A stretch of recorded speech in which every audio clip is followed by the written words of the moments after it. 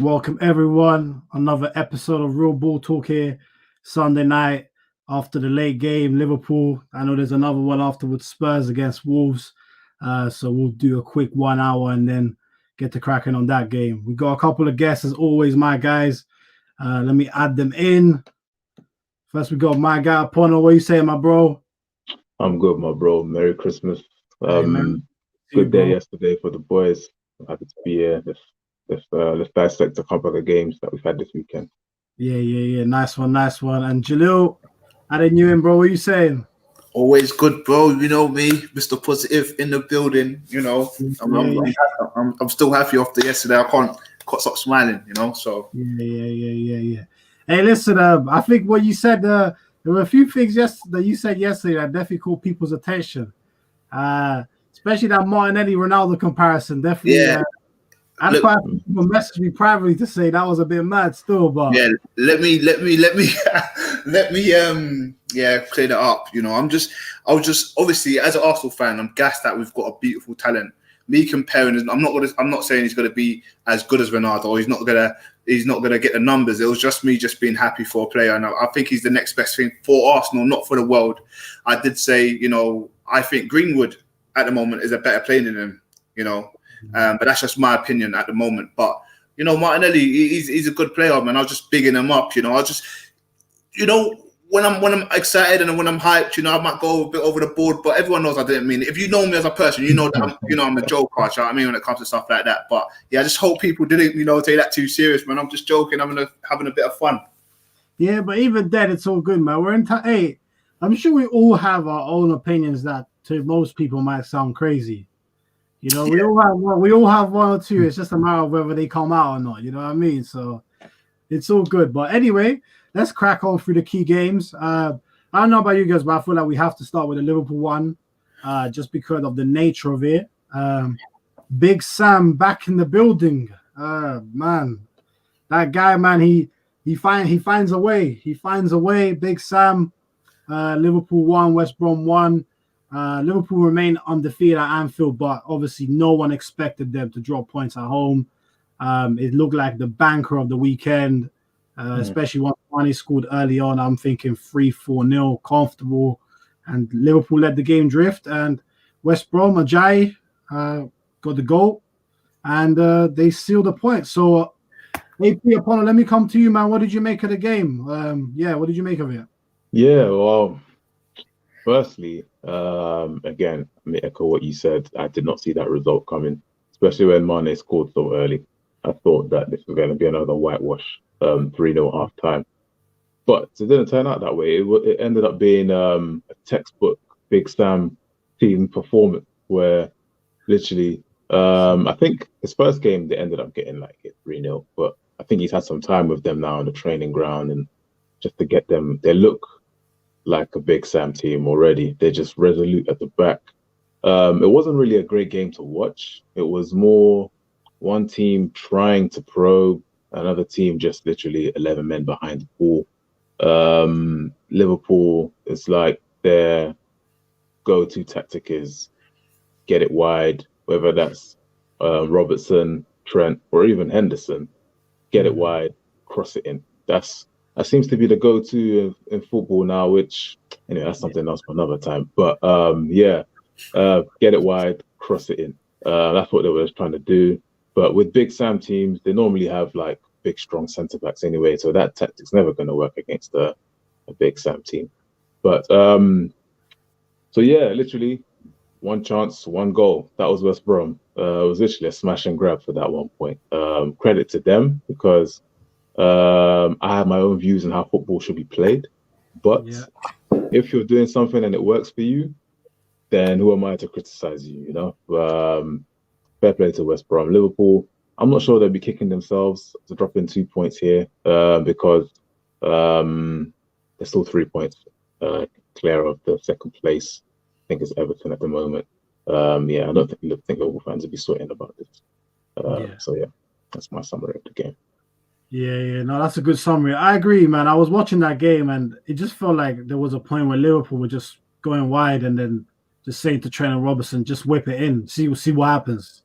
and West Brom wanted them to whip it in and just header it out. It's a weird one. I think Liverpool have always been, and this is why I say, obviously Trent and Robertson get insane numbers for fullbacks in terms of their production, in terms of their assists. The numbers are insane, but when you cross the ball that much every single game, exactly, it is going to inflate your stats one way or another. That is where all the creativity for Liverpool comes from. It doesn't come from inside the midfield. And like you said, they've even got Henderson now doing this almost fake De Bruyne role at Man City, where he starts dripping right. Someone pulls it back, whip it in, bringing it in for time. That role is becoming so popular in football. I don't know why. It's almost like defenses can't defend that ball that comes that way. It's so weird. Exactly. Hey, but yeah, man, Jalil, let me come to you, man. Obviously, Apollo touched on a lot of the key points there, but do you feel like, because you know it is 2 points drop for Liverpool, City are racking up a bit of form. Do you still see them as clear favourites to win the league? Yeah, man. You know, Apollo wrapped up pretty well. You know, there's not much I can say to that. You know, I said it very well. But you know, with Liverpool, I still think they're pretty much favourites to win. I think it's a one-horse race. I can't see anyone competing against them. You know, when you look at the game today, Liverpool had 78% possession. Let's just call it 80% to round it up. That's ridiculous, right? You would have thought they would have had more shots on target. When I looked at the stats, they only had 2 shots on target in all of that. So that's a bit of a shame to see, to be fair, with all their attacking players fit and ready to go. It's a bit of a shame there's another defender that's gone out actually at the moment, but it doesn't seem to hurt Liverpool that much. You know, I think they've got a strong squad and a lot of good youngsters there, which is quite amazing, to be fair. But yeah, Big Sam coming in, doing his thing, doing Sam Ball and that. Do you know what I mean? West Brom are staying up, mate. You know, I think a lot of Arsenal players are saying, oh, why can't we get him? Keep him out of the club. Keep him out for my club. Funny side aside, Liverpool did well. I still think it's a one-horse race. I can't really see, if I'm honest with you, I can't really see anyone competing against them. I think they've got the league. You know, they just carry on. This is 2 points dropped. It's not really a big deal. If you look at the table, they're still up there. I don't really see them flopping anytime soon. I mean, they're going to be consistent. They're very consistent with the players they've got. So, yeah, I mean, Apollo wrapped up really well, man. So, yeah. Yeah. No, I agree with that. I think it's interesting with Liverpool because obviously they've last 2 seasons they've had 98 and 99 points. So they're clearly an all-time great team. If you just look at it purely numbers-wise, you can't deny it from them. But I have to admit, I've watched them so many times over the last 2 years, and it's rare that I watch them and I'm like, wow, this team is like one of the rare teams you see in your life where you're like, this is a historic team. I just don't really get that vibe from them. They obviously get great stats. I can't take that away, but they've never blown me away like that. But again, maybe it's just the type of football, alluding to what Pono mentioned, the style of football that I like to see is not really the type of football that really Liverpool try and push. Liverpool are much more about pressing, getting the ball back high up the field, going through the wide areas, crossing it in, high tempo. That's more of their game. And if you're more of that type of football fan, then you will enjoy that a lot. If not, then maybe less so. But you know what? It makes me think of something I saw recently. I saw a Liverpool fan, and again, Liverpool fans are interesting. Like, I got a lot of love for them, but I do feel like sometimes they're a bit deluded with their own team. I saw Liverpool fans say that they literally felt that their 11, each member of their first 11 was world class. Every single man in that 11. He said Henderson's world class. Said Wijnaldum's world class. The only one he was hesitating over was Firmino, which I was like, wow. So you're hesitating over Firmino being world class, but you got Henderson and Wijnaldum as certainties. So let me hand the floor to you, man. Like, how many world class players do Liverpool have? Keeper, 100%. Yeah, Alisson. Yeah. Are we talking injured players as well? Injured players as well, yeah. So, yeah, stop me if I'm wrong, but I think Van Dijk has cemented himself in world class at the moment. Yeah. I know there's a lot of people saying give him another season or so, but if you just look at the type of defender he is, for the last 2 seasons with Liverpool, winning them a Champions League and a Premier League, I think we can put him there. His defensive partners, I mean, any idea, guys, on that? I mean, I'm not. No, he's the only centre back they have that's world class. Yeah, yeah. They got Joe Gomez has a potential to be world class, but he's not there yet. You know, been a bit iffy. It's been a bit iffy, Joe Gomez. That is true. He hasn't progressed for the way I would have expected him to, but yeah. How old is he? It's peak for him because who he plays with next to him. When you got Van Dijk next to you, you're bound to look good. But the times that Van Dijk hasn't been there and you've seen Joe Gomez play, that's when you actually watch him properly and like, maybe this guy gets carried a bit by VVD. But that doesn't mean he's a bad defender.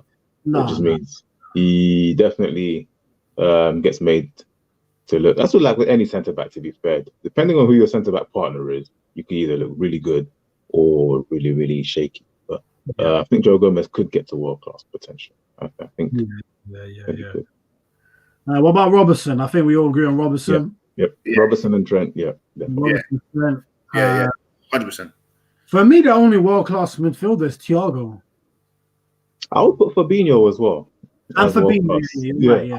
I'd put Fabinho in there as well because he's so versatile. He can play centre back as well, as long as playing DM, and he can do it if he wanted to. I don't know if Klopp is ever going to use him there, but box to box. I think he prefers Henderson and Wijnaldum to do that. To be fair, yeah. That's it for their midfield for me. That's it. No one else. Exactly. The Henderson. The same Liverpool fan also said that Henderson would get into Bayern Munich's team. Oh, stop it, man! Ahead of who? I don't know, but because I'm trying to think. What's Bayern's midfield? You got Goretzka. And who else is in their midfield? Kimmich. And Muller. Kimmich and Muller. No way. Exactly. He might get ahead of Tolisso, but even then, that's a bit iffy. I don't know. Oh, trust me. The worst you see, you brought up Tolisso here. When someone tried to argue to him to say, like Tolisso might be better than him, he switched. He was like, Tolisso in Henderson's class? No way. I was like, when did we get here? I'd prefer Henderson though over Tolisso. Yeah, but it's not like something where you can be dismissive of it. Yeah. The thing with Henderson, I don't want to rub him out because clearly he's a talented footballer, but he gets more plaudits for what he's doing off the ball than what he's doing on the ball. Yeah, 100%. And it's like, I can't put you as a world-class midfielder if on the ball it's not what you're really heralded for. Man gets heralded for his leadership qualities and how he gets the team, like how he brings that energy and leadership. But if you want to talk passing, there's better guys than him. Tackling, there's better guys than him. He's got a good engine, I'll give him that. But that's off the ball. Again, yeah. So shooting, he's not the best at that either. So I don't. What does he really excel at apart from leadership? Exactly. I can't tell you. That's what I was going to say. I think the only thing he has that you can't take away from him is his leadership, off the ball, on the ball. Sometimes, but he's very vocal. And then you get these Liverpool fans who always compare him to Gerrard in an aspect, and then you kind of understand. But ability-wise, not world class, mate. Yeah. Exactly. No, I agree with that. I think, he's a great leader, but being a great leader doesn't make you a world-class player. Exactly. The world will be swamped with world-class players. So we can't stop throwing that out there. So, but then, I guess, and then Salah and Mane, they're world-class, purely based on just numbers alone. You have to put them there. And then... that's where it ends for me. I'm not putting Firmino world-class. Yeah, I mean... I'm not putting Firmino world-class either. I'm not doing it. That's fair. He probably doesn't get enough goals. Exactly. He's a very talented footballer. Yeah. The technique he's got is unreal. But if we're looking at other top, people will say, he's not really a number 9. But man's there. He takes enough shots to be a number 9. He just doesn't convert them. So, but with Firmino, he's not lodging any other CF in like the top teams. He's not. Probably getting to so Arsenal. That's why I wouldn't put him as world class. Not true. I just realized top team, and I said Arsenal. I'm mad. So, anyone can get to Arsenal. Let's not go there. But yeah, man. So I think just to round off the Liverpool one, are we all confident that they'll still win the league? I think their next game is Newcastle away. That should be an easy 3 points. Newcastle. I think Newcastle might part the bus even more than West Brom. Newcastle play some awful football, man. Awful football. Awful. They are one of the worst teams to watch in the Prem easily. So, but yeah, man, let's get on to a game that I feel like was a lot more entertaining. And that was United's game yesterday against Leicester, 2-2. Man, I think who was it that scored for United? I think it was Rashford and Bruno. Rashford and Bruno scored. Yeah. And then for Leicester it was Barnes and Vardy. So talk to me, guys, man. I mean, United, like I said last week, there was talk about them being in the title race, but now after that result, already you have to say, you know, are they really up for it? Because are they back outside the top four again, or just fourth? Talk to me. Yeah, I think I was one of the guys last week saying that, you know, United were competitors, and I think everyone else said they weren't.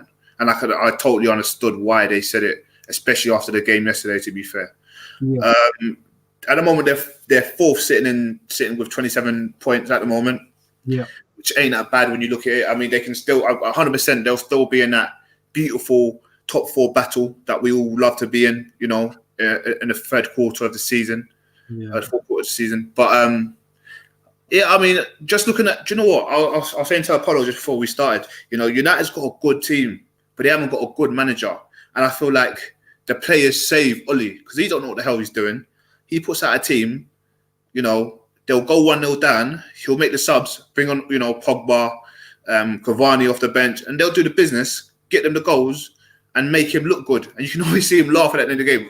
Like, shit, how the fuck did I pull that off? Do you know what I mean? So it's crazy. It's crazy to see at the moment. But I still think just because of the players they've got at the moment, they are contenders. They can still just do something so silly. And the league, I mean, watching the Liverpool and West Brom game today should show you that this league is crazy this year. More crazy probably than the Leicester year when they ran away with it, if that makes sense. Everyone's just flopping and winning, and unpredictable results are coming in. So I think United still have that chance just because of their quality they get. And let's say, for example, I mean, I'm hoping it don't happen. I want Oli to stay there for 10 years, 20 years plus, you know. But imagine they sack him and getting a decent manager. I'm so happy Poch is gone because I think he was lined up to go United. Because if they ever get Poch or a decent manager, then they're laughing and we'll be crying. Yeah, no, I agree with that. I think yesterday United, like Dan James starting right wing. I mean, he's genuinely not a Premier League footballer. Like genuinely, he is a Championship footballer.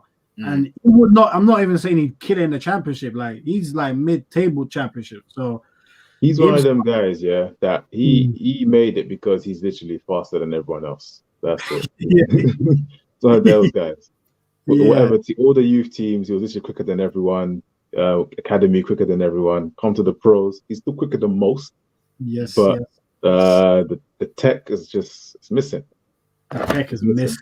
The tech is missing, and I mean, I saw United fans yesterday. A lot of them were getting onto a few of them were getting onto Rashford, obviously, because for me, he had 3 clear chances. Top striker, you score at least 2 of those. Maybe not 3 out of 3, but you get 2 of those. Obviously, the header was basically a tap-in that he missed. But obviously, there were a lot of United fans as well getting onto Martial, which Martial seems to always be one of the first scapegoats for United fans when Pogba doesn't play. They usually go to Martial, Fred in terms of scapegoating someone. So, Apollo, man, let me come to you. Like, do you feel like that was 2 points drop for United? What are your general thoughts on Martial as a player, as a number 9? Do you feel like maybe it's time for United to think about maybe cashing in on him and try and go for someone else?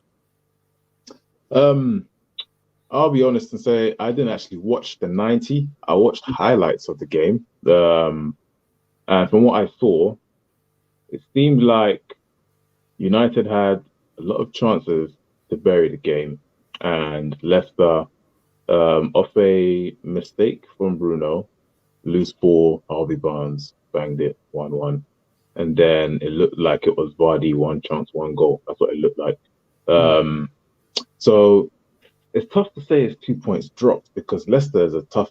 They're number one. They're a tough team to play, regardless whether it's home or away. And then adding the fact that it's away. In fact, can we really use the away excuse when there's no fans? Well, I don't know, but yeah, Leicester is a tough team to play. So 2 points dropped is harsh, but given the balance of play and what I did see in the highlights, you could argue that it was 2 points dropped by United, especially when you had the lead twice as well. A team who is striving to win the league should be able to hold on to a lead, especially when you've gone up 2-1. I don't know how late in the game they went up 2-1 or how late they conceded the equalizer. 80th. Yeah, they went up. Yeah, then you could say it's 2 points dropped. I think United fans will be kicking themselves because of, again, the balance of play, number of chances that were squandered as well by Martial and Rashford. Which leads me on to Martial. Again, when's he going to realize that potential? That's the question. Because when they signed him, fresh face, 18-year-old from Monaco, debut goal, everyone was like, okay, well, I say everyone, United fans, this is the second coming of Thierry Henry. I haven't seen it. I mean, he tries to do the trademark coming off the left and whip it into the far corner. He can do it. He just doesn't do it enough. This season, I feel like, coming off the back of, Project Restart, Martial, I think he was playing pretty well. He was like, if not every game, netting every other game. But then he was killing it. Yeah, but since the start of this season, I don't know what's happened to him. He can't finish his lunch at the moment. He's just poor in front of goal. Cavani's coming off the bench and doing more than what he's doing in less minutes. Martial, I do feel like United fans overrate him a bit because as much as we're all fans of big talents and ballers, we need productivity as well because talent can only take you so far. We need to see numbers on the board too. I'm not really a stats man, but it's hard to back a player when you're not producing the goods. So United fans need to understand this as well, that criticisms of Martial, actually some people run agendas. I mean, I like to run agendas every now and then as well, I won't lie. But with Martial, I feel like they need to open their eyes and see him for what he is. Good player, but if you want to rely on him to be your number 9, you're not going to win the league. It's not possible. He doesn't score enough. He squanders too many chances. I will say he must be 24 by now, 23-ish, right? He just turned 25. Well, 25. See, yeah, we can't keep using a young player excuse anymore.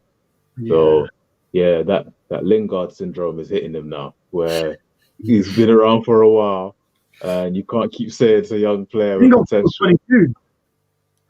Exactly. I mean? Now is the time where we need to see Martial put numbers on the board, and yeah, it's not looking good for him. And United fans will turn on him quicker than they will for Rashford because one's from Manchester and one's from France. It's as simple as that.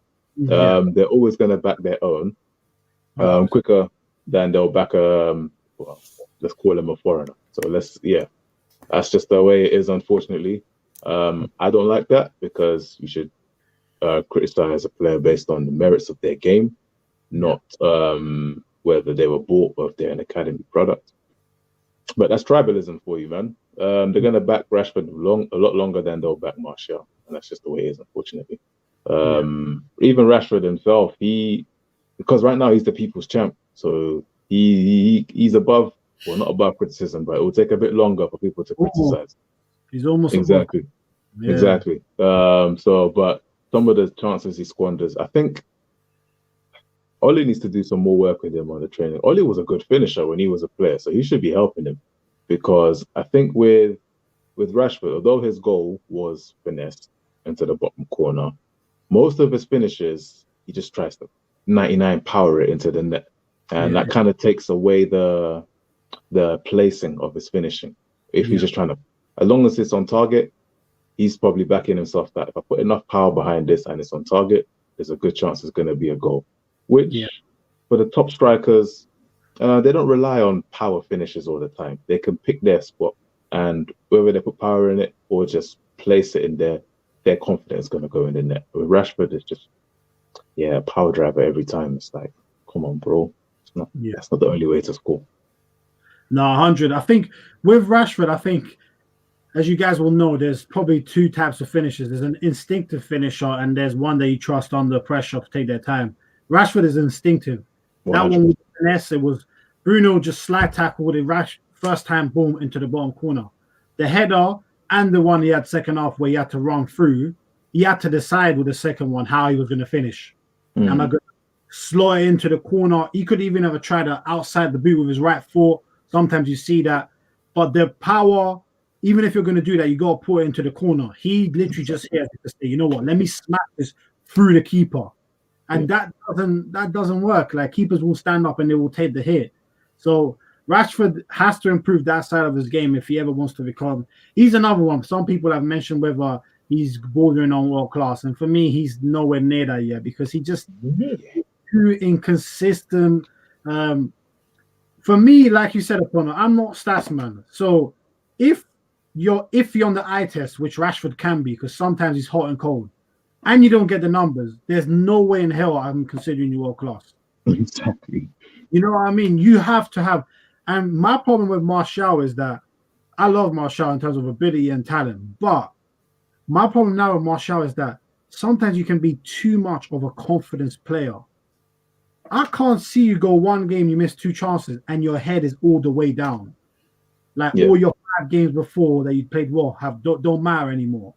And now you're automatically in a bad slump. And that's what I get with Martial. It's like he will either go 15 games on fire and then 15 games just down, horrible. And it's like, why can't you just be more consistent? Why can't you just be somewhere in the middle? Then that's when people will put some more respect on your name. But, you know, at the end of the day, I rate him as a player, but is he good enough as a number 9 to win your league? I have to say at the moment, no. I can't back that up. With Martial, what you said there is key about the confidence player. He has got the perfect player with him in training in Cavani and who to learn from. Because this guy Cavani, the movement is unreal. So that's why he gets so many chances in a game, right? And he doesn't score on them. He misses a lot more than he converts. But he creates so many chances for himself. And it's like, he has the mentality of, all right, that one didn't go in. All right, cool. The next one will come. I'll take that. All right, cool. The next one will come. But you could tell, like you said, with Martial, missed 1 or 2 chances, shoulders slumped, head is dropped. He's just thinking, and now he's just snatching at everything and it's just not working. Yeah, but Cavani's the guy who, it doesn't matter how many he misses. It's like Russell Westbrook. It doesn't matter how many he misses. He's still throwing up the next one. It doesn't matter. It's going to go in eventually. You have to throw Westbrook in there, man. You could have thrown a better one, harder maybe. So, hey, now, but yeah, man. But listen, United. I think they've got Aston Villa coming up. I don't think it's their next game, but I think they got a tricky run of fixtures coming up. Just check that out. What are we saying? Are we saying we're United? We're confident top 4, but nothing more. What do you think, Jalil? Yeah, I think United, just because of the play they got, not based on the managers, they're always going to save him top 4. You know, I think just going off the Martial and Rashford thing, you know, I think Rashford is a bit of a better player than Martial at the moment, just because I believe Martial's been found out, man. He's so skillful and everything. I just feel like a lot of defenders have found him out, and he is getting frustrated, and he does put his head down quite a lot when it doesn't go to plan. So I think that's one reason why he's flopping. But I think, as you guys said, you know, having a player like Cavani coming in should help him and should boost him to help him finish and help him get more chances and everything. Cavani has proved, you know, he's class. He's a class player, man. Like he's getting winners and everything, you know. So yeah, I think Martial, we should see him back. Obviously not to his best, because we don't really know what his best was, because he did have a good few good seasons, but we haven't seen the full potential that we should be seeing for someone like that, especially with the name he was getting from when he first touched the league. You know, there was a lot of allegations thrown about in terms of his name, so that was too much, to be fair. But Martial's still a good player, to be fair, you know, but I've got a feeling he's going to be out next season. You know, I've got a feeling that I think he's going to go back to France somewhere. I think even PSG will come for him. I think he'll be on the wing with Neymar on one, him on the other, and back in the middle. Do you know what I mean? So I think you'll see him in France, man. He's got a good name for himself, and he's really loved in France as a player. And when he gets left out of the team, the France national team, they're always thinking, where is he? So yeah, he's loved, man. He's going to be all right, and he'll be all right. But yeah, going back to your question, I think United will be comfortable getting top 4 somewhere. I said they'll compete. I don't think they'll get first or second, but I think they'll be up there competing, and it'll be a scary one for the guys up there. Yeah, no, I agree with that. I think definitely the battle for top 4 this season, it looks like it's going to be insane. There's obviously United, there's Liverpool, there's City, there's Leicester, there's Spurs, Villa look like they're making a push, Everton, of course, and I'm probably missing a couple more teams out. Did I mention Chelsea? I think I even forgot Chelsea there. So and Spurs. And yeah, I think I mentioned Spurs. So that's 8 teams there that are all very tight right now. So it's going to be a crazy battle, and someone's going to miss out. So that's going to have some repercussions for someone. But anyway, man, on to the next game. The next game is City Newcastle. Now, for me, this was boring, man. I'm not going to lie to you guys, because Newcastle came just to stink the place out, and City got the job done. Again, City are not battering teams at the moment. They're just keeping clean sheets, winning 1 or 2-0. Gundogan scored the first one. I think Ferran Torres scored the second one. I know people like Ferran Torres. I'm going to say now, this might be a bit weird. For me, he's on fraud watch. I'm not a fan of that guy. I'm not going to lie. So I'm just throwing it out there. I might be proven wrong. He might prove me wrong, but I don't see it with him at the moment. I think I know he was only 20 million, but he's a big drop down from Sane. And I think with Ferran Torres, I think again he's a good player, but that's it. He's not exceptional. He doesn't bloom. I don't look at him and I think this is the guy to bring City back or anything. He's just right place, right time when he scores. Is that I don't see anything like dribbling, shooting, headering, strength, pace. I don't see anything. I just right place, right time. That's all I can say. Nothing blows me away about it. Yeah. Not to take anything away from him because he's clearly producing, but he's easily replaceable if they were to lose him. So no, 100%. So I think City now they are, if they're not in the top 4, because I know they still have that game in hand because they've played 1 game less than everybody else. But you look at it now, I think they're 6 points behind Liverpool with a game in hand. Their next 2 games are actually Everton away and Chelsea away. So big games in the context of the season. If they win both of them, then I think it's fair to say that they are seriously looking like they are going to compete this season. So I guess my question is, do you see them, because I think yesterday's game was more of a formality. I don't think there's too much to discuss on the game itself. Do you guys see City winning at Everton and then winning at Chelsea, or do you see them dropping points along the way somewhere? Jilo, let me come to you first, Jilo. I see them winning both games. I think recently City's been playing a lot of teams in the bottom half of the table, and we know what they're like. Everyone behind the ball, so it's gonna look boring, to be fair. And it's not. It doesn't take anything away from the players because they, City do have really good players. I think I said they were like 3rd best squad in the league, if I'm not mistaken. So having said that, they've got a decent squad, if I'm honest with you. But it's just these teams now. When we see City come out and do their business is when they play teams like Everton, who don't sit behind the ball. They just attack. This is where we see games like 3-2, for example, where City just nick it, with a decision, whether it's a free kick from De Bruyne or a penalty from De Bruyne. And same goes for Chelsea as well. I think Chelsea's got something to prove, so they're not a team. I don't think I've ever seen Chelsea have a big man behind the ball unless they're defending in the last 10 minutes of a game, a 2-0 lead or something. So I think we will see a bit more from City. I feel like they've got something to prove just because they've lost Sane as well, and they keep, like you guys said, they haven't really replaced him and everything. They don't look like that flary team. They just look like a team that passes about and just wants possession and everything, which is fair enough. That's what they want to go for. That's them. That's on them, to be fair. But I feel like we will see them get back to their best, and I feel like they are probably the only title contenders. They've got is it a game or 2 games in hand at the moment? One game in hand. So yeah, if they win this next game, I think they're a point behind United. They will go to 3rd, if I'm not mistaken, if they win to Everton, and then to Chelsea, which will put them down a bit more as well. So I feel like City's got this in the bag, man. I feel like they're the only ones who are going to compete with Liverpool. I still think Liverpool's going to run away with it, but they will be battling for 2nd, if that makes sense. Yeah. No, that makes sense.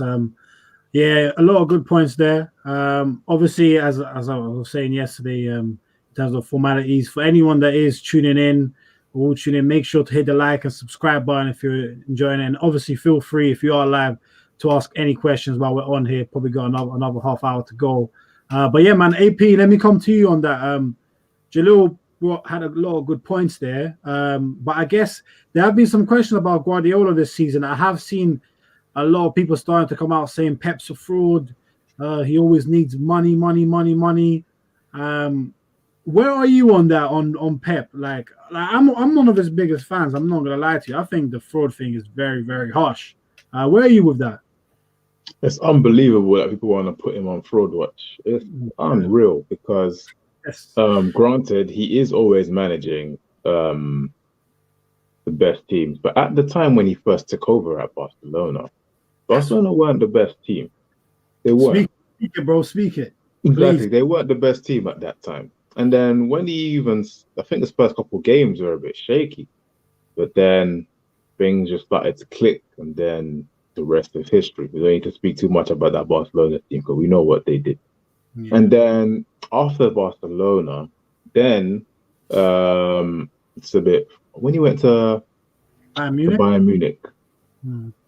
I think this is off the back of a treble. So he went to the best team in the country and the best team in Europe. So there's only going to go one way with Bayern Munich. You already know. So he was there to win the Champions League and not the Bundesliga, which he didn't manage to do. But I think he got to the semis like 3 times or something. Or every year he was there at Bayern, he went to the semis or something like that, right? No, first year lost to Madrid, second one to Barca, and third one to Atletico. So he had the 3 Spanish teams. The 3 Spanish teams, exactly. Yeah. So, I think people only say the fraud watch because of Champions League. That's the only reason. But like, as if it's easy to win the Champions League. This guy has won it 3 times in his career, which only started in 2008, right? So 3 times in 12 years, right? The greatest manager of all time, Sir Alex Ferguson, only won it twice in 26 years. So people need to stay calm with that. The Champions League is not easy to win. But if we're talking domestic leagues, you can never call Pep a fraud. Everywhere this guy goes, he sets records. The guy who got a team to 100 points and then backed it up the next year with, I think, what did he get, 99 or 98? Something ridiculous like that. Nah, you can't call this guy a fraud. And also, if we even take trophies out of the equation, look at how his teams play. Every single team that he goes to, they have an imprint on their style of football. And then every time he has left Barca, that style of football has not been maintained. And there's been it's hard to say the Barcelona. In fact, there was a drop off when he left Barcelona because it was Tito first, right? And then Martino. Say that again? And Martino done. Yeah, Martino, exactly. They had him, and then they brought in Lucho Enrique, who obviously did this thing as well. And then Bayern Munich, he left, and then who came? Ancelotti, nothing more to be said. And then they got in Niko Kovac, nothing more to be said. And then now you got Hansi Flick, who's doing his thing there.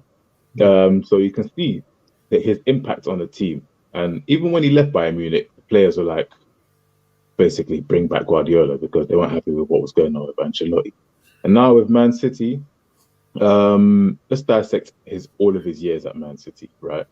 His first year, granted, he overpaid for some defenders, I think. In fact, he didn't even get the defenders he wanted. I remember they were still playing football though. He was trying to do the inverted winger thing with Bakary Sagna, and I can't remember who the left back was at the time.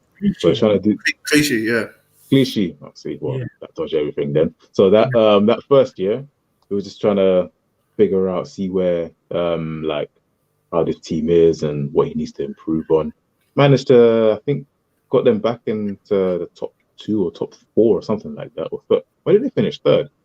Third. I think they finished third, and then I think they got to semi-final of the FA Cup as well. After that year, people were saying, Pep's a fraud, Pep's a fraud. Came to England, couldn't do jack. Next year, man got the defenders that he wanted. Overpaid, don't get me wrong. 50 million for Kyle Walker is criminal. And I think he also paid 50 million for Mendy. I don't think Mendy even played or something, but he paid 50 million for Mendy. Got them 100 points. And literally, to me, that's still the best team of all time, or best season of all time anyway, in the Premier League, because it didn't matter if they were home or away, they battered every team. Literally, big team, small team, it didn't matter. Your team got worked by that City team, right? Then the next year, started off shaky. Liverpool had them on ropes, but again, 98 points or whatever it was. Can't call this guy a fraud. People will say a domestic treble that he won last year. Fraud? What? It don't make no sense. You can see this guy's impact on every team. Top coach. Sometimes he acts up for the cameras after games. You know how he is. But I can never call him a fraud. People only say that because of Champions League. Again, I will say he has won it 3 times in 12 years. Granted, he hasn't won it since. Is it 3? 11. 2. It's 2. It's 2. Sorry, twice in 12 years. And a certain manager only won it twice in 26, and that's regarded as the greatest manager of all time. I think Ancelotti's won it 3 times. 3. Zidane's won it 3 times. What, is he better than Pep now? 3 times, but he's been around the game for a long, long time. Exactly. So I think Pep could easily become, he's red level with Alex Ferguson. Ancelotti, I think he'll match that 3. I don't know when or which team, but he will definitely do it. Because there's no way Guardiola won't win a Champions League again in his career. I can't see that happening. So people need to cool on the fraud watch thing with Guardiola, because can't disrespect this guy who has come to the Premier League in only 3 or 4 years. He's probably top 3 managers to ever be with a Premier League CV already. I put his Premier League CV, if not for Invincibles, this Wenger guy will be looking funny, but that Invincibles holds a lot of weight. Mourinho, we already know what he's won it 3 times as well. Best defensive record. Alex Ferguson won it the most times. Can't say anything about him. I wouldn't put Klopp up there yet as one of the best ever Prem managers, but once they 2-peat this year, he's up there in that conversation, because it's very hard to retain it. Even Wenger didn't manage to retain it, and all the other guys that I have mentioned have retained it. So, either way, I'm getting off topic. Guardiola, there's no way he's a fraud. No way. Yeah, no way. I think you hit spot on there. I think there's definitely a little bit of an agenda there against Pep. I don't know if that's driven a little bit by the Liverpool media, because they like to bring down Pep so they can bring up. Obviously, that's society nowadays. You can't praise 2 people at the same time. You have to kill one to praise the other. That's how kind of things work. But, it's a shame that things are like that. But like I said, if anyone wants any idea in terms of the Liverpool bias, I spoke to you guys about it on the chat this week. As you mentioned, Opono, when City won the title in 2018, the first year with Pep, 100 points. They didn't get Guardiola didn't get a British sports personality coach of the year. The year after that, they got 98 points, won the FA Cup as well, and Carling Cup. Same thing, didn't get coach of the year.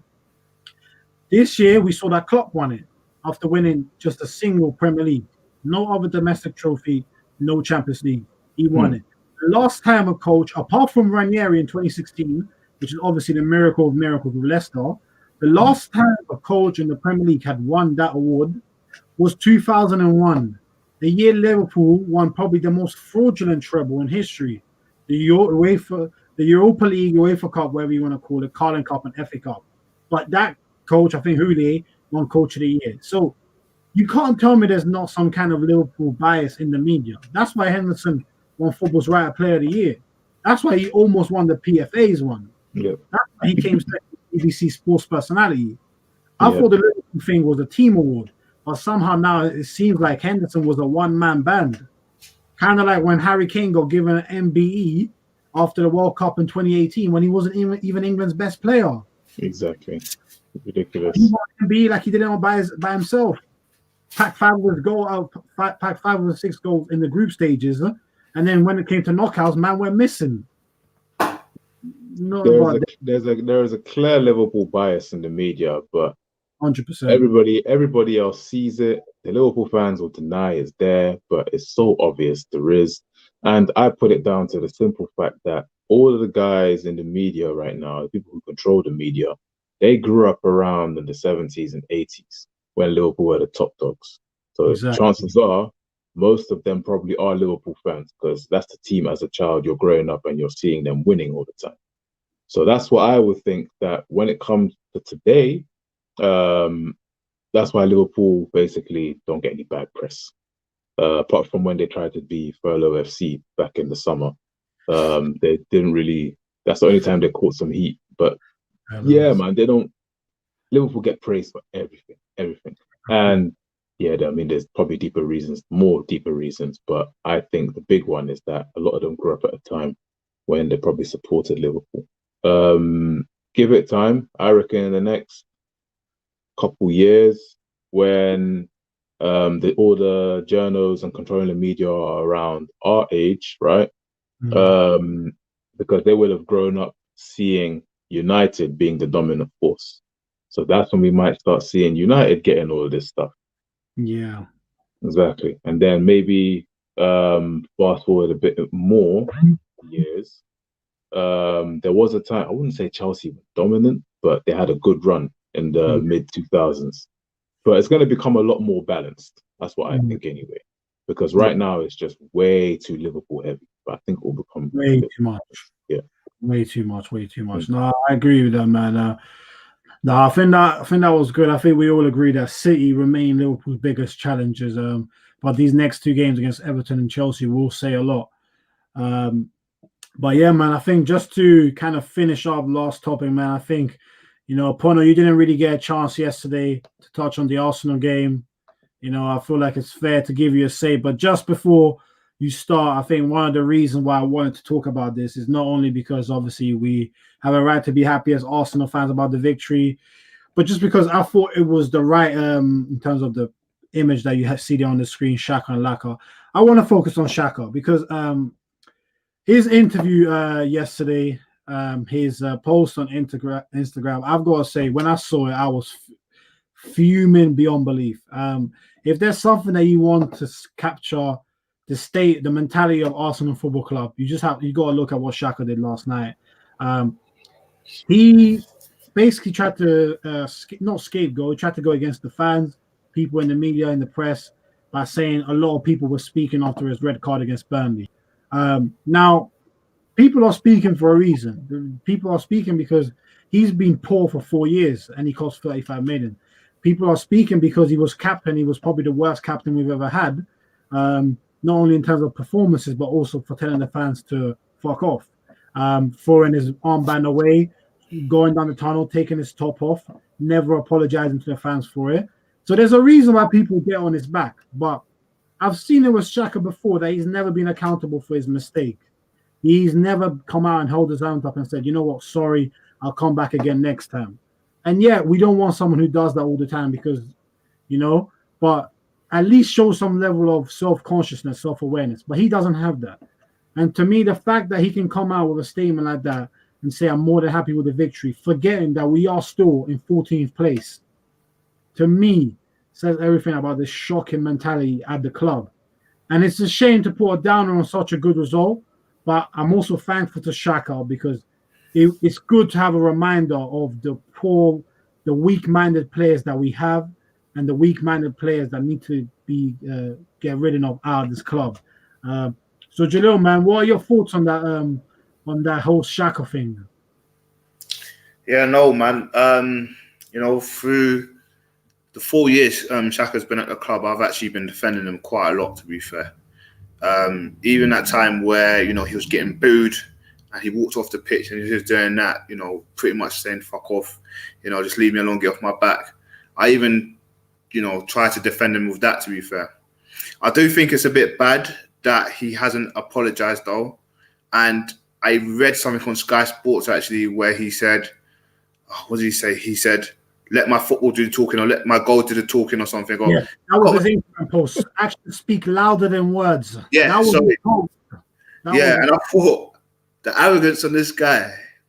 And, you know, I used to always think, that he was a scapegoat, and people just have an agenda against him sometimes. And stuff like that just doesn't help me and help him, you know. And I can see exactly where you are coming from, you know, in regards to that. So it is a bit bad. And as being, even if you was previously captain or you're going to be future captain, you need to come out and speak to the fans, because, you know, you're playing for the club and the club's all about the fans. Well, they say they're all about the fans. And, you know, we're hurt when you get a red and we have to lose, and then we're getting bantered by every other club and so on and so forth. You know, we take pride in Arsenal, you know, and it would be good for you to come out a lot more and just, I guess, apologise, you know, or speak on what happened and stuff like that. You've got little kids like Saka coming out saying, oh, I was so unhappy with the 1-1 draw and stuff. And these are only, it's like we were talking about Alba yesterday. These guys only want to speak when we're winning, like, or when they've done something good. But when something negative, come on, man, put it straight, man. So I haven't said that yet. It was, you know, I'm normally the person defending people, because, you know, I like to be the person. I don't mind being attacked. I'm built for this shit. Do you know what I mean? I'm built for this, and I'm built to defend anyone. But sometimes some people can't be defended, man. And sometimes you just got to see the light and see, yeah, he's an idiot. And honestly, you know, he's not a dead player. He's not a shit player. Let's get that right. Let's have that right, you know. But he's not Arsenal. He's not there. He's not levels. He's a squad player. We need better, to be fair. And, you know, I wouldn't mind him, you know, going. You know, he signed a contract, right? So we should get a bit of pennies for him in summer, if we do. Hopefully. So just to wrap it up, man. Poor from him. Poor from someone who I used to defend, and I used to say he does the business, you know. He has good games and stuff, but he had a good performance yesterday, you know. He got a goal and everything. So, but I just wish he'll speak to us a bit more, not just on the positives, but, you know, turn the negatives into positives and defend his actions sometimes, you know. But that's just me. 100%, man. Beautifully broken down. I just think, for me, there was very little Xhaka could ever do to turn me around, because I knew he was never going to perform consistently enough for us. And then for me, stuff like this is just a nail in the coffin. I can't waste my time rooting for a player that has no self-awareness, no consciousness of the fans, acting like he's above criticism when you're not playing well. It's just ridiculous to me. So, but upon it, man, let me have what's your thoughts on that whole Xhaka thing, man? Well, we've seen this before with him, haven't we? He's just not accountable for his action. And he doesn't, it's like he tries to, if not shift blame, but like give reasons or excuses, or just like completely just brushes it off, or it's like under the carpet. It just like didn't happen, or it's like he has the it is where it is mentality, basically. The way even yesterday post-match interview, the Insta posts, you're right, it's an insight into his character and how he is. He was never gonna apologize for the red card. If he didn't apologize for the Crystal Palace thing, where the t-shirt, the armband, and telling the fans where to go, if he didn't apologize for that, he wasn't gonna apologize for the red card. But even in saying that, I don't believe players should really apologize anyway, because it's like, for having a bad game anyway, players shouldn't apologize for that, because these things happen. You're bound to have good games and you're bound to have bad games. You don't owe anybody. The only person you owe is your manager, who has picked you to perform and you didn't perform. That's it. If I was a professional footballer and I've had a bad game, there's no way I'm coming onto Twitter and I'm saying, sorry guys. Impossible. Like, people expect players to, after having a bad game, to go home and cry into their pillow. Come on, man. These are normal people as well. We've all had bad days at work here. Is that going to stop us from living our lives? No, it's not. But what he has done is like the team, we're in a slump right now, a serious slump. You have not helped your team. At least say something to your teammates. It doesn't have to be I don't really care what he says to the fans, because what we do and say is not really important to him, because at the end of the day, it's the people around him, the teammates, the coaching staff. That's who's going to be it. That's what he says matters. So to the fans, his behavior stinks, but I don't really think it doesn't. Me personally, it's not much of an impact, because I could see him in Tesco and be like, "Hey, Xhaka, fix up, man. You stink," but he don't care. Because what's my opinion? The only opinion that matters are his teammates and the coach. That's it. But yeah, he does need to. I don't know. Maybe he doesn't have a PR team, because it's not really going well for him, man. He's never really resonated with the fans either. He won't be like remembered when he leaves eventually. He's not going to be a guy that we call back for a Legends game. I hope not, anyway. Because if he does come back for a Legends game, then we really have fallen. But he should be booed. What's that again? For me, as a guy, when he comes back, he should be booed. Booed? That's a bit far. Sorry. He hasn't been great for us, but I don't know. We were finishing 4th. Since then, that is true. 5th, 7th. Since he's come, we haven't touched top 4 since. And now 14th. Is that his fault though? Is that all his fault? It's not only his fault. I don't care. See, with that, it's not purely down to him, but he is a big contributor to that. I won't deny that, because some of his midfield performances, in fact, the Xhaka we see today is not the same Xhaka that first came, though. He has improved, because games would bypass him before. And like he would just get completely spun off the ball and just get like dwindling on the ball, thinking he's still in the Bundesliga with 5 seconds of time. No, Premier League, you get max 2 seconds of time before someone's on you. So he has improved in that aspect, but he's not going to take us to the promised land. So he is a good squad player, somebody to have in the team, whether he's starting or coming off the bench or playing in cup games, but he will never be the guy for us in midfield. That's not happening for Xhaka. If we can cash in for him, in fact, I'm with the cashing in, but I don't trust the current management structure to recruit well to replace him. That's my fear.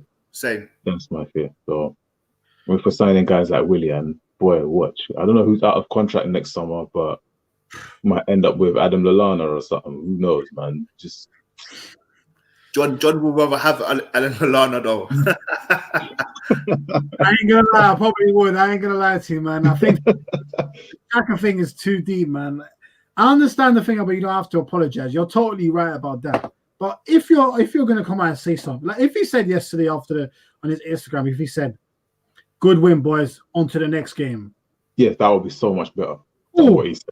Shows like, yeah, okay, you did your job. You just moved on completely, folks. But to say actions speak louder than words, you're trying to antagonize people, get them riled up. You wonder why people are on your back. You know what?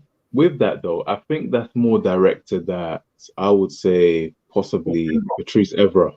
Yeah. Evra and Henry, possibly, I don't know. But that Evra thing was slimy. I can't lie. That was bad. It was funny for everyone, but at the same time, it's not funny, because that's something that you can't just come out and just try rub man out like that, man. Come on. That's something that is between you and Thierry. Unless TT gave him the green light to go and air that out on Sky, which I doubt. That's a slimy thing, man. Come on. Yeah, I agree with you, Apollo, on that. I think it was more for the pundits calling him out. He doesn't really. He might see 1,000 tweets from fans. Don't care. Exactly. The pundits that speak about it on Match of the Day, Sky Sports, BT Sports, wherever you want to go. I think it was to them, because they kept saying, "Listen, he's not. We don't know what he's saying. We don't know what he's doing. We don't know if he's a true captain." That's why he said, "Actions speak louder than words." It might have put it towards a few of the negative fans that are on his back, but I think it's more towards the pundits as well. So that's why I think it's that. Yeah, no, and that's fair. But again, Don't do that. There's a reason why people have been getting on your back. You haven't performed. You cost £35 million. You know, at the end of the day, you have not done what you came here to do. And since you got here, whether it's strictly your fault or not, we have got worse every single season. And you've been a key contributor in that. Your passing's never been good enough. You're too immobile. You're too stuck on one side because you can't turn on your right side. You're only on the left side. You're not good defensively. You give fouls away. You give stupid yellow cards. You get red cards. You give the ball away in stupid positions that have led to the most goals since you've been here. There's plenty to criticize. Give us something to praise. 100%. One or two free kicks a season. I don't care. Iniesta never scored a free kick. You think anyone cares about that? Exactly. Come on, man. That's what I'm saying. Like for me, Shaq, if you give me 15 million now, good riddance, goodbye. Hope to never see you at the Emirates again. In fact, I do for the opposition because then we're in for a good day because we'll pick off your liability. But anyway, man, moving on to that guy because he's just bringing me down. But yeah, man. Upon I guess let me just come to you quickly, man. The game, me and Jalil, we touched on it yesterday. We were very happy with the performance. What did you think of Arsenal, man? Best performance of the season so far? Oh, 100%. I was so surprised by what I saw yesterday because it's like we played on the front foot for once yesterday. For large parts of the game, we were just all over Chelsea. I think we should have even scored more than 3. But yeah, man, we really played well. When I saw the team selection, I was surprised that this guy wanted to essentially Emil Smith Rowe threw me off because I mean we've needed a player of that profile in the team for ages, and he's only given him like limited minutes in the Europa League. I think barely touched the pitch in the Premier League all season, and then you just throw him in to start against Chelsea. I was thinking this guy, he either wants to prove a point or he just wants to ruin Smith Rowe's career. Because if Smith Rowe doesn't play well in this game, we're not seeing him again until maybe Europa comes back. You're right. I think Arteta, that was a slimy move, but it paid off. Smith Rowe did his thing. I mean, he didn't have like a brilliant game, but it's just the profile of player and the spaces he was getting into, speed of pass, speed of thought, finding open players, running into spaces. He was just there's a lot more to come from him. If that's just a snippet of what he can do, once he gets like the proper Premier League match fitness, give him more minutes, I think we'll see a lot more from Smith Rowe. So that was good. Saka, what more can I say about the boy? It's probably been our player of the season so far, man. That guy, he never disappoints me, honestly. For how old is he? 19 now? For a 19-year-old to be basically our MVP at the moment is crazy. It's crazy when we've got so many experienced players, guys who have just, I mean, granted he was on the bench, but guys who have just signed 350k deals and then he's basically down tools for the season. We need him to step up as well. Who else had a decent game this game? In fact, I can't remember the names of who haven't had a decent game, but Martinelli. I love that kid, man. I love that kid, honestly. See him? He's going straight to the top, man. But with that being said, he is still a bit raw when I see him play. But it's that youthful enthusiasm which makes him so good because he doesn't hide. Give the ball to him. He's either running at the guy or he's picking the right option every time. But I think once he tidies up technically, then we have a monster on our hands. But at the moment, he's still a bit raw. Bare energy, and he's not afraid. That's another thing. He doesn't hide. What about defenders? Defenders, I'm trying to remember which defenders played well. Papa and we had Holden at the back, and then we had Tierney and Bellerin. I think the defenders were okay, but Tierney was looking a bit shaky once Hudson-Odoi came on. I think Hudson-Odoi had him on skates for a bit. Bellerin, I don't really remember Bellerin getting trouble too much. Or maybe I might have missed that because I was in and out of the game because, Boxing Day with the family and stuff. But I was in and out of the game. But I don't remember Bellerin getting trouble too much. Pablo Mari, oh my goodness, get this guy out of the club. Get him out of the club. Oh, Now, watching him, it's a high blood pressure situation. Watching him, I'm just thinking this. And of course he gave away the pen. Of course he did. But the thing that was scary was I think he went down with a knock at one point while he was getting treatment. Who did I see getting warmed up? Mustafi. Oh, I saw Mustafi warming up. I said, nah. Murray, stay on, because I don't trust Mustafi either. So, it was overall, it was a good game to watch. 3-1, I mean, it was inevitable. Chelsea were going to score at some point. I don't trust us to keep clean sheets. Penalty situation. When the penalty happened, I was thinking, Jorginho rarely ever misses. 3-2, then watch. Tammy's going to get another chance, 3-3. That's what I was thinking. But once that penalty got saved, I said, yeah, there's no way we can throw it away now, because it got saved in like the 90th or 91st minute. I said, there's no way we can throw away 2 goals in 4 minutes. If we do that, then just sack everyone right now. But yeah, man, good result for Arsenal, honestly. We needed that result.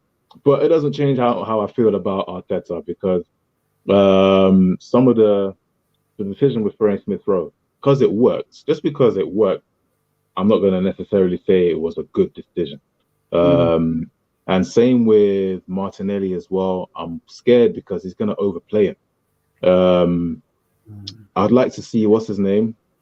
What's that young boy's name? Folarin Balogun. I'd like to see. Yeah, Balogun. I want to see it. What? We're going to lose him. He's definitely. If he goes on loan, he's not coming back. That's the thing. At end of the season, bro.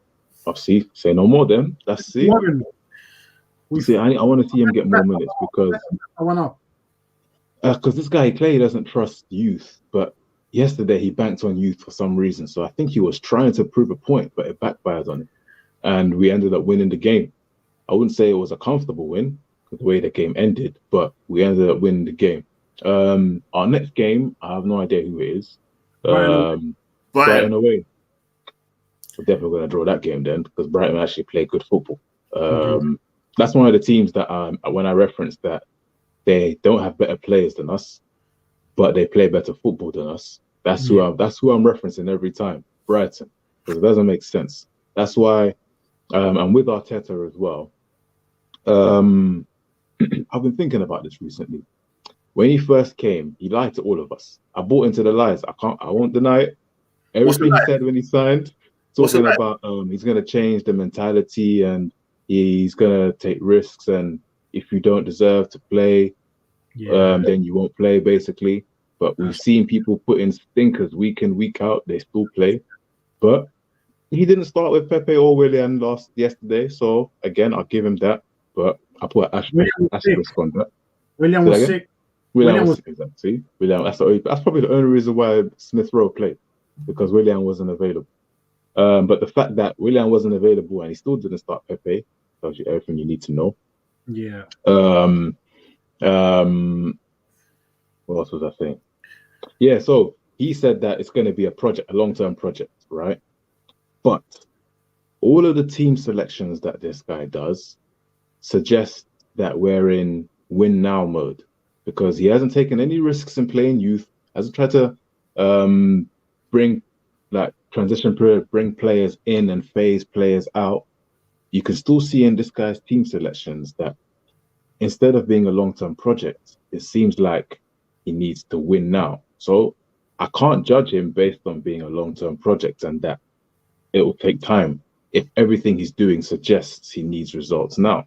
So I have to judge him based on him needing results now. And the results have not been good. So yesterday, he bought himself maybe an extra couple games because we beat a London rival, a team that's probably should be gunning for the title. Chelsea, they should be, given how much they've spent in the summer. So he's giving himself some extra credits. But Brighton away, we're back on the horse and we're on his neck again because he's got work to do, man. All that goodwill he had when he first came, it's been diminished.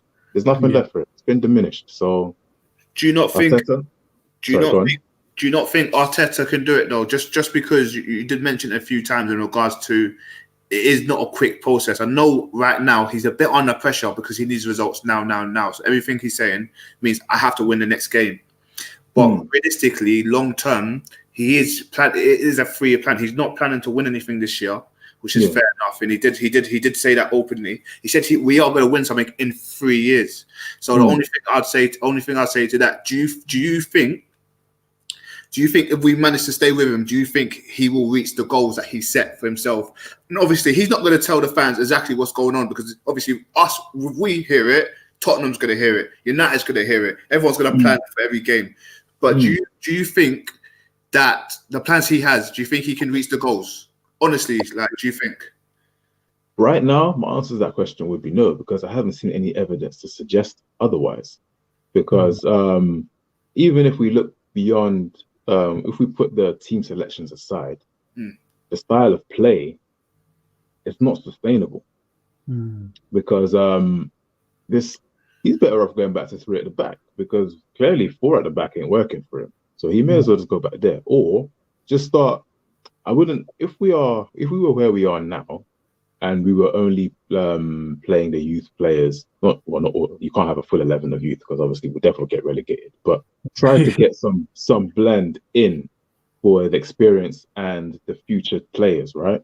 Trying to get that blend. Then I'll be like, you know what? This team is going through a transition process, but I haven't seen that transition process. I've seen the same old teams from 2 managers, Emery and Lundberg, even though it was only 5 games, but and even Wenger as well. The same things are just happening. The same selection of players doing the same mistakes we've been seeing for 3+ years. Yes. So I need to see him start implementing the players for the future, even if he doesn't have them yet. But we have guys who, like yesterday, we saw Smith Rowe. He may not be of the quality we need yet, and same with Martinelli, but they have the profiles that we need in the team. That's what we need. So we need to see more of that, not just playing the same old Willian and Pepe and Oba on the left, or Laka up top, who's not even doing much anyway. So we need to start seeing that, because right now, I would love to say yes to your question, but I just haven't seen any evidence to suggest why. I won't be able to justify why I say yes. Yeah, that's the thing. Yeah. I mean, I'm just hoping. I'm hoping because it's literally hope. That's what it is. Yeah. It's literally hope. I'm hoping for the Brighton game, at least a Brighton game, that he does play Smith Rowe and maybe some other youngsters again and Martinelli again, just to get them warmed up, because I feel like they do need games, and I feel like the initial plan. I'll be honest with you, defending Mikel all the time, but I feel like his plans flopped because he's looking at it like we're 14th now, and he's thinking, I kind of have to play these kids. They're showing me something in training. I just didn't want to play them because I've already got my players here, which is obviously the senior players, and I feel like he's just like, I kind of have to play them, otherwise I'm sacked. And I feel like Smith Rowe and Martinelli and Saka, they saved them for a few more games, like you said before, man. They saved them, and I kind of really, really, really, really wanted them to save him, because I needed that window. I needed that next window. And I said this yesterday. Partey comes back in 2 games. Gabriel comes back in 2 games. The window opens in about 3-4 days, for example. We're getting those players. So if you think about it, the midfield would have changed, and we're only after midfielders, which is. It's kind of good to see, and it's kind of not good to see, because you kind of want a striker as well. But if we don't get a striker, it's not the end of the world kind of thing. But we are getting that creative midfielder, and that potentially that box-to-box midfielder. And then we've got Partey playing right next to them, and we've got Gabriel back in the back. It is kind of looking good, right? But as you said before, is it a fluke? Is it going to be like United, where we played so well? We was like, wow, that's the style of play I want to see, and then go on a consecutively down the table again. I don't want to see that. So I'm begging him play. I really want him to play the youngsters, because they got something to prove, and so does Mikel. So I feel like that's a good, it's good to go with. Yeah, no, I think you both made some great points. I think just touching on something Apollo mentioned there, I think I also, when Arteta came in, I think I also fell, not for his lies, but for what he was selling. I definitely bought into it. I liked how he spoke in terms of being more of a disciplinarian. I was like, this is what we need, that change of mentality throughout the club. But now, 12 months on from when he was first appointed, you look at it and you say, he's made a lot of very questionable decisions, and some things that people have probably even forgotten. We have to remember, when Martinelli scored that goal against Chelsea to make it 2-2 back in January, and he was on a great period of form. After that, Arteta started dropping him. He was on the bench. He wasn't coming off the bench. Everyone was like, why is he not coming off the bench? He's been one of our players of the season. Nothing. Post-lockdown, same thing. Wasn't coming off the bench. Then he gets injured. Now, then you go back as well to the whole Xhaka thing. He came in off the back of Xhaka and the whole fan situation, brought him straight back in, almost like he wanted to take pride in that. You know what? I can convert this guy. I can change you. I can show you guys this is what I'm about. And again, a year later, Xhaka's still getting up to the same things. 3-match ban, comes straight back into the team. After Xhaka got sent off against Burnley, Arteta, he wasn't giving him the same energy that he gave to Pepe. He was saying, yeah, Xhaka, it was a huge mistake, unacceptable, but, it's only because he had too much passion in the match. Too much passion. That doesn't justify you putting your hand around someone's neck, And I think the tactics, we started off when he first came pressing, that died off after a while. It became park the bus football. I think what you said there, opponent, is it's almost like for some reason he felt like, wow, I need to win every game now, or became very short-term minded. Mm-hmm. These young players haven't been thrown in because almost like they deserve it. It's almost like, well, damn, I've messed everything else up. Let me throw these guys in and hopefully something can happen. Because if you look at Arsenal's best young players, let's be honest, Smith Rowe, Saka, Martinelli, and probably even Balogun, right? And let's leave Saliba out of this because that's a whole other debate. Exactly. They're probably our best young players. But who are the youngsters that have been playing? It's been the likes of Willock. We brought Nketiah back from Leeds. He's not even playing our best young players. So there's so much that needs to be questioned about him that, I feel like it's going to take him a good while now for him to really, really prove himself. He never proved himself to me by winning the FA Cup. That just bought you a little bit of time because I wasn't sold on the football I was seeing. That was not sustainable, as Apono said. So for me, I need to see who you buy in the next window, and I need to see a philosophy of play come through. Until I see that, I can't trust you to be the manager of Arsenal. I just can't. And I think, but yeah, that's kind of the way I see it with Arteta at the moment. What does Mikel have to do for you guys in the next four to 5 games? Let's say we lose some of them, but what does he need to do? What do you need to see from the players, from the transfer window? What do you need to see from the club? Edu, what do you want to see? I need to know. What do you guys need to see? If we're talking on the pitch, what we saw, the performance we saw yesterday, we need to see that again and again and again. Yeah. Even if we don't win the next 4 or 5 games, performance start there. Because if you keep the performance, eventually the results will come. That's exactly the thing. Because yesterday, it seems like there was a process, there was a method, there was energy, there was actually like a plan. Yeah. But what we've seen previously has just been drab. Literally, just like we're clinging on for dear life until there's 5 minutes left and it's obvious we're going to lose. That's when these guys find energy from somewhere and try to get an equalizer or something.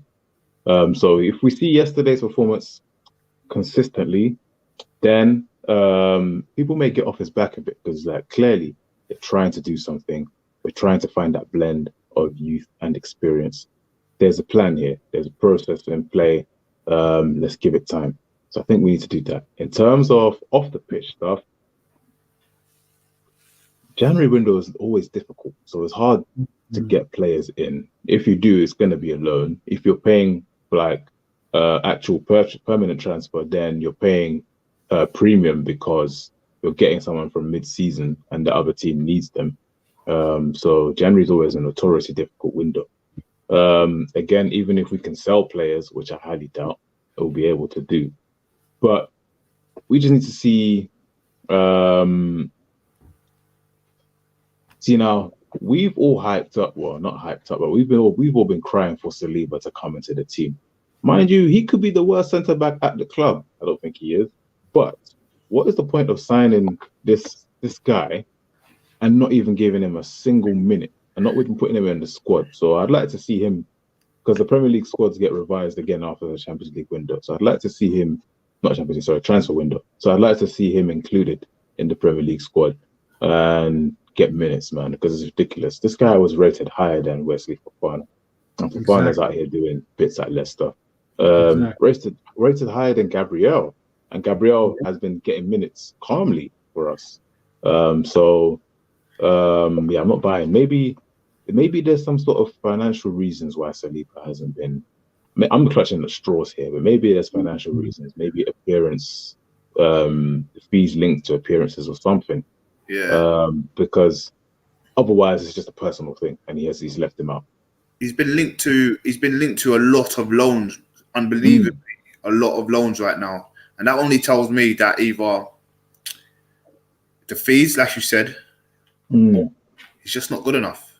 And I don't really believe, as much as I believe what Mikel says, I don't really believe he's not good enough compared to how highly rated he was. I believe he's good enough, but I feel like he's never going to play in the Arsenal first team. He'll play in the 23s to keep fit, obviously, for us to sell him. But I know he's gone on loan for a fact in this window. If he does, would you guys like to see another defender come in? Man, I'm not going to lie to you, man. I think if you tell me now that Saliba's never going to play for the club because of the whole thing with Arteta, I'm sacking Arteta now. 100%. 100%. I can't risk. We need to be careful. Yeah. The way Arteta's going right now, we could end up losing the young talents that we have at the club right now because he's not playing them or he's trying to ostracize them. I'm not going to do his biggest fan, but that's a good guy to have in the squad right now. Saliba, good guy to have in the team, forget squad right now. Balogun, this guy is killing it in youth. Comes onto Europa, first touch, he's banging the goals in. It's clear he knows where the goal is. Even the other game, what game was it where we lost or we drew or whatever it was? He was making a run and Kolasinac had the chance to play him in. And somehow that guy is still employed by Arsenal Football Club. I don't know how. But anyway, yeah. So there's guys like that who might end up just leaving. Then you gotta have guys like Willock who stay forever at the club. I used to like Willock, but his cameo the other day against Chelsea. Oh my days, he sabotage. Yeah, basically. He did stop Hudson-Odoi from that counter attack, which almost made it 3-2.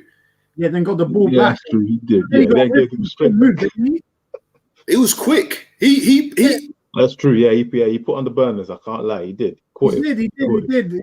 But hey, listen. I mean, man, I think the thing with the youngsters is really, really frustrating me because I can see us losing Saliba, Guendouzi, and Balogun, which is criminal. It is criminal. You know it's going to come back to bite us. I'm tired of Gnabry stories. That one already infuriates me. I don't want another one. I don't think this guy doesn't trust youth either. But at the same time, I've seen that we're linked with Eric Garcia from Man City. Yeah. Nah. So if that happens, then Saliba's definitely going. I don't want him. I don't want him either. I don't want him. Saliba, listen, if Saliba is not better than the centre backs we have, and I'm including the Mustafis and stuff, sell him now. Yeah. Sell him now. If you genuinely look at him and say he's not ready and he's not at that level of them to make the 25-man squad, he can't get in the Carling Cup teams. Mikel just don't fancy him. And one day I wish he'll come out and we'll find out. Saliba's obviously not allowed to speak about it due to legal rights and stuff. But I wish we knew so we can stop. Yeah, exactly. And the journals didn't even ask him about it in the presser either. I've never heard him get quizzed about it. Yeah, I don't think they're allowed. I think there's some rules put into place what they can and can't ask, and that one was, it's weird. It's weird. The whole thing is fishy, man. I don't like the whole thing. And but hey, listen, I think for January, I reckon we'll get a loan deal for an attacking midfielder. Who would you guys rather have, Eriksen on loan end of the season or Isco? This is going to sound mad. But Eriksen knows the league. He knows the league. So I wouldn't mind having him.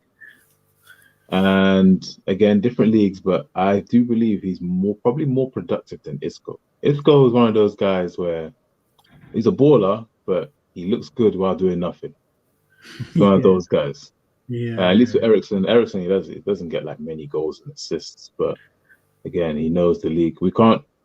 What we need in January is people who are ready to hit the ground running and going, not time to adapt to the league and stuff. Because if it was a summer signing, then yeah, Isco. But for January, if it's a loan, I think I'll prefer Eriksen. I mean, obviously, I'd rather neither of them two, but if I had to pick between the two, probably take Eriksen. Yeah. Who are you taking, Jalil?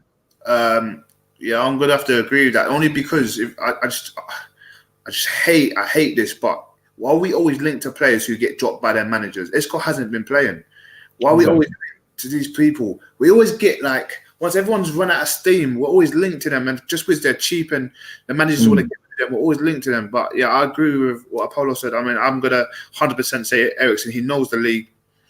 He has the energy. He knows, you know, just knowing the league itself, because lots of players come to the Prem and just get found out, and that I believe Isco might get found out. Not saying he won't bring something positive to the team, because he's a good player. Don't get me wrong, but I'd prefer Eriksen. And I just hate when we always get linked to these players. You know, Zidane don't fancy him, so go to Arsenal. They need someone. But again, this could be a great thing for Isco, because you know he's got something to prove. He's been dropped quite a lot. Hasn't been getting games, so we don't really know what he's like at the moment. But being that attacking midfielder to save Arsenal and bring Arsenal back to where they need to be, you kind of want a name for that to bring a team back, and you kind of got something to prove. But yeah, I agree. I'm going to go with Eriksen for this one.